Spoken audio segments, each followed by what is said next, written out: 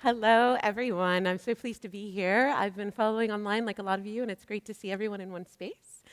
So I'm pleased to be in this wonderful, beautiful space, and we're going to be talking today about SEO for brand recognition in LLMs. This is something I've been really fascinated by in the last few months, and it's something that I've been trialing, applying.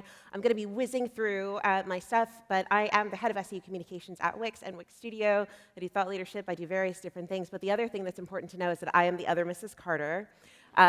So that is obviously, one of those is Beyonce. You figure out which one it is. The other one's obviously me. And she's going to be helping me in this space. So today we're going to talk about why LLM visibility matters. And we're going to talk about how to optimize for generative search, which I know that folks who are working with clients are getting these questions a lot. I know that I've had lots of people asking me these questions, and so I started looking into it, and this is some of the stuff that I found. So why does brand visibility in LLMs matter? One of the things I think that's really interesting is the numbers. So this is the data from SimilarWeb, then from February 2025, the latest numbers we have. And DeepSeek's pulling in around 614 million global visits. Gemini's up to almost 300. Perplexity's over 100. Claude keeps inching up slowly. I think they'll probably get more with their new MCP offering, and Copilot keeps ticking along just there. And this is a rapidly changing space, so you can see that big uptick is DeepSeek, which sort of like broke around December, January, and it's already tripled its visits, and it's way more than a lot of the other tools. Saying all of this, ChatGPT is still the market leader. When I first started looking at this back in September, ChatGPT had 87% of the LLM traffic, but now they're down to 77% because of the influx from DeepSeek. But they're still getting loads. So as of February 2025, they were getting around 4 billion visits almost to their site, and also around 13.5 billion page views, which is a lot. So what does that mean for SEO? You all heard Rand, he talked to you about Google. Is it time for us to finally shed a tear and just lay it to bed? Is it finally dead? Lol, no. So we're seeing, Rand shared this earlier, and it's a great one. This is around the adoption rate of AI platforms. This is data from November, so I'll be interested to see how we get through Q1 of this year. But we're seeing that people are adopting it around 25%, so it's not quite there. Google is still the queen, and Queen G is still currently on top. But as we saw earlier, LLM use is growing, and it's growing rapidly. And Gartner predicts that organic traffic could drop by as much as 50% by 2028, and that traffic to search engines could also drop by 25% by 2026. And you might say, well, that's crazy. Like, what do you mean? But let's take a look at this slide. What a difference a year makes. In 2024, in February, traffic to Google was coming in at around 79 billion, and traffic to LLMs was a whisper. You can just about see it just there. And this month, we see that traffic from Google is actually down 3 billion there, and then we're seeing that LLM traffic is actually up to 5 billion. Interesting data, right? Potentially worrying. What do we do? What are we going to do in this space? How do we help our clients to navigate this? I think we need to get ready, and I think we need to apply some good marketing and get going with that. So how do we optimize for search in LLMs? I'm going to whiz through this. I have a deck on this and an article on this, and I'll share this slide later at the end. So I'm going to whiz through this quickly. But basically, the TLDR is that there's two different types of LLMs. There's your static one, and there's your search-augmented one.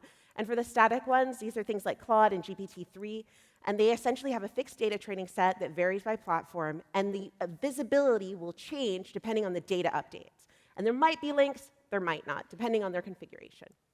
It's a little bit like asking someone who's read the encyclopedia what's in the encyclopedia, and you have to wait until there's a new version of the encyclopedia until there's something updated. This means that you should give feedback on good and bad responses. You shouldn't expect to see brand new info. If you have a client who dropped a product in February and they haven't updated the training set for like a year before, then they probably won't see their information in ChatGPT, so tell them to wait. And then also you should monitor them for training updates, and you should also tailor your approach for each LLM. For search-augmented LLMs like Perplexity, Gemini, basically all of them nowadays have this. They'll have a fixed fixed training set, but they'll also be augmented by search engine results, which means that they're impacted by search engine results, and they should have links and references throughout. And this essentially means that they're grounded by search engine results. Prometheus has a good example of how this works, and it helps them to reduce their hallucinations and give you better information.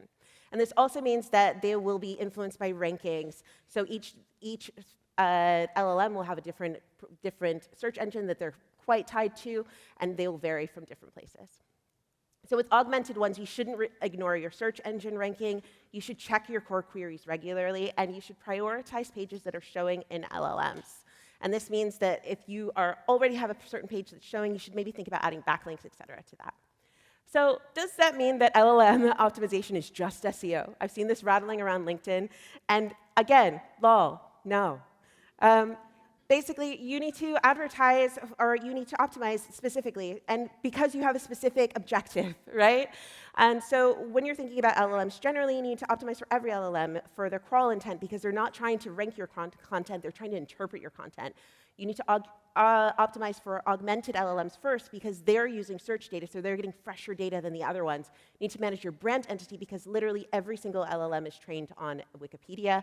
And you need to get involved with the platforms by doing things like building brand GPTs, creating media partnerships, prioritizing links with media partners, and doing things like building pages on Perplexity and other features that these LLMs are offering. And I think it's also important because the user journey for these the LLMs is different. Users interact with LLM responses, and they just view search results, so it's not exactly the same. The KPIs are also similar, but they're different. And so that's another difference between LLM optimization and SEO optimization. And I think also, Rand showed this earlier, I think this big section here, the 70% here, I think that's also really important to think about as well. That, I think, is new territory that we as marketers have opportunity to engage with. So I ask you again, are you ready? Thank you very much. Enjoy the day.